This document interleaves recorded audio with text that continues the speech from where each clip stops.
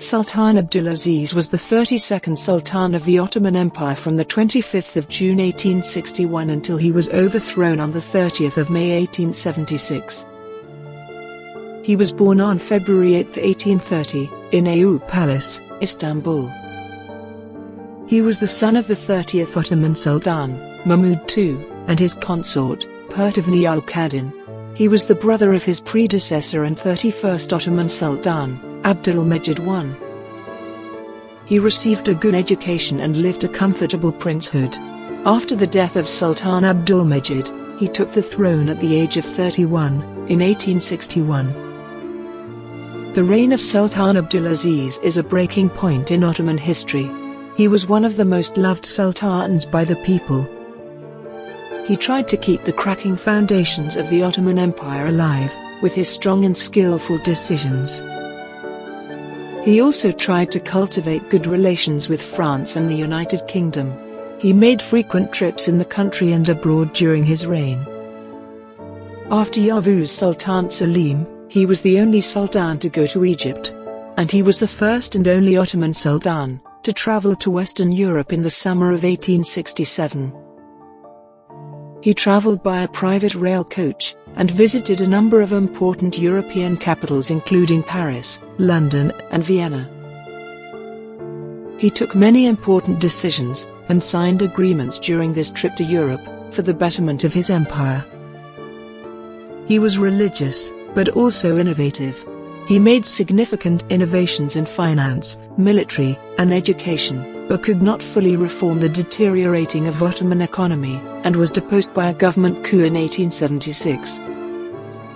So today in this video, you'll get to know that how the death of Sultan Abdulaziz became the cause of a story of revenge in the history of the Ottoman Empire. But before going further, it's our humble request to the viewers to subscribe to the channel, and do like and share the video. A few clicks of yours will not cost you anything, but it'll motivate us, and help our channel to grow. We really appreciate and regard your support. And please, give your feedback in the comments section below.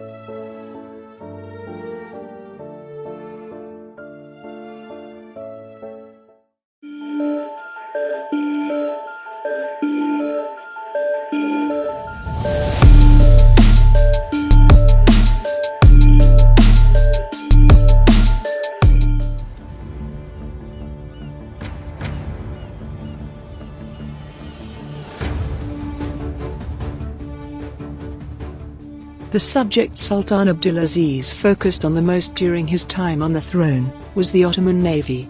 The navy he established in a short time became one of the most powerful navies in the world. The Ottoman land army during the reign of Sultan Abdulaziz was also one of the strongest armies of the time, and was equipped with the most advanced cannons and rifles of its time. And many more like this. However, these things certainly made some people uncomfortable. A few soldiers and a group of statesmen got involved in politics to overthrow Sultan Abdulaziz, as a result of a coup they organized with various intrigues. And Murad V, who financed them with the desire to ascend to the throne.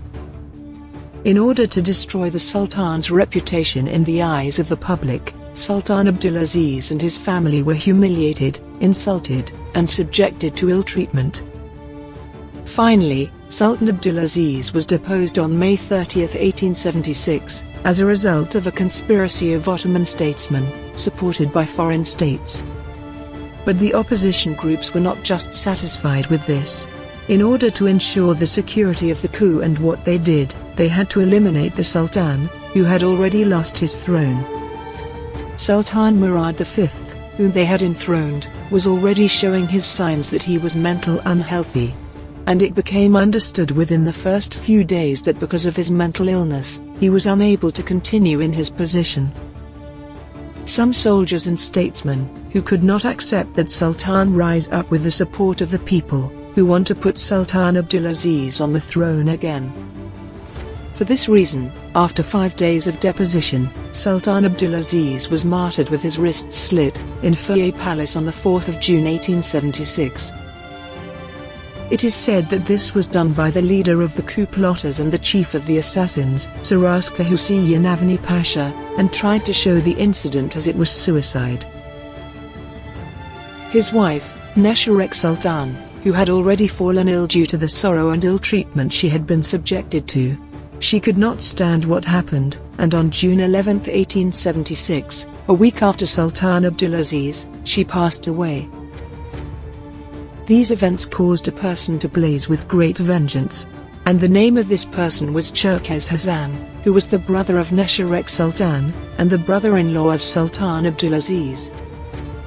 Cherkez Hassan had undertaken a courageous work for the sake of the state and the nation. Due to the dethronement and subsequent martyrdom of his brother-in-law, Sultan Abdulaziz, and the death of his elder sister Nesharek Sultan after the ill treatment, Cherkez Hassan swore and made plans for revenge.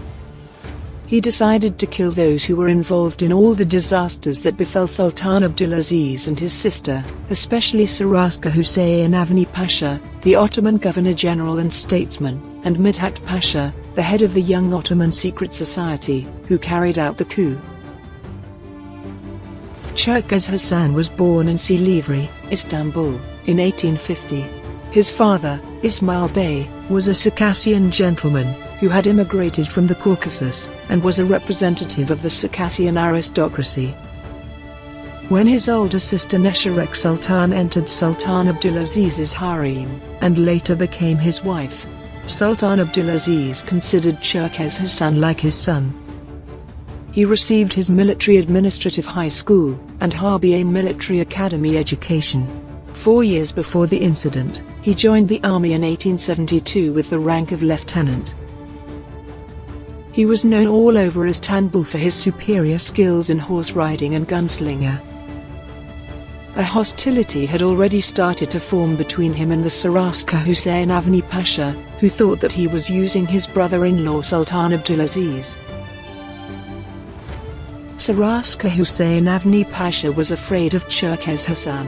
That's why, on May 30, 1876, after Sultan Abdulaziz was deposed, he wanted to drive him away from Istanbul, and appointed him to Baghdad. Cherkez Hassan didn't want to go to Baghdad, and he was even arrested and imprisoned for this reason. He spent a few days in prison and was released, when he said that he agreed to go.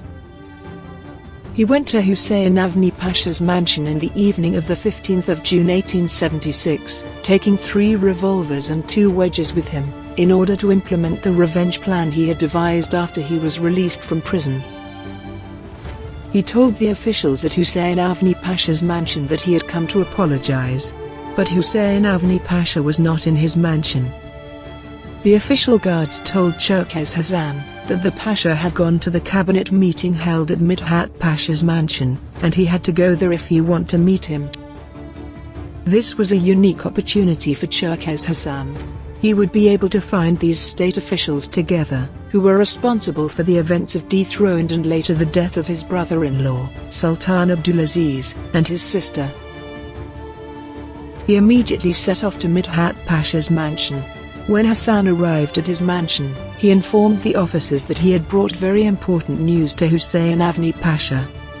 The officers said that Pasha was in a meeting with his cabinet, and he had to wait for the meeting to end. Because the guards knew Cherkez Hassan, he somehow eluded them and managed to get to the floor where the meeting was going on. He quickly opened the door of the meeting room, and the cabinet members were surprised when they saw a man enter the room with weapons.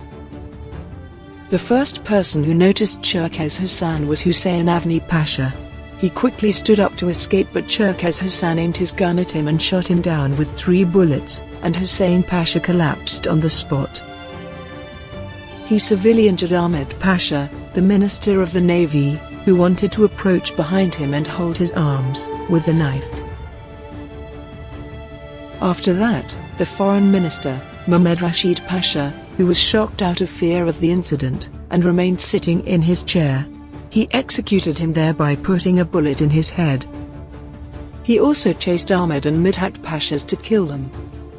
Meanwhile, all the other ministers of the cabinet meeting tried to escape, and headed to a small room near the meeting chambers to take shelter, and locked the door with the fear of death and screamed for help. Cherkez Hassan also headed to that room, where many of the cabinet members took refuge for their lives. He tried to open the door, but at each door 2 ministers managed to hold it tightly against Hassan Bey and prevent him from entering. Cherkez Hassan said that he would not do anything to the other ministers, but asked them to hand over Ahmed Pasha to him. Meanwhile, Midhat Pasha's Emir Ahmet Aga came to the hall, and struck 2 blows to the head and shoulder of the Cherkez Hassan, who forced the door. Cherkez Hassan turned around in great pain, and fired a bullet into Ahmed Aga's stomach and he fell to the ground. The mansion was surrounded by soldiers and police officers. Finally, Cherkez Hassan, who was also an officer, surrendered, saying that he did not want to shoot the soldiers.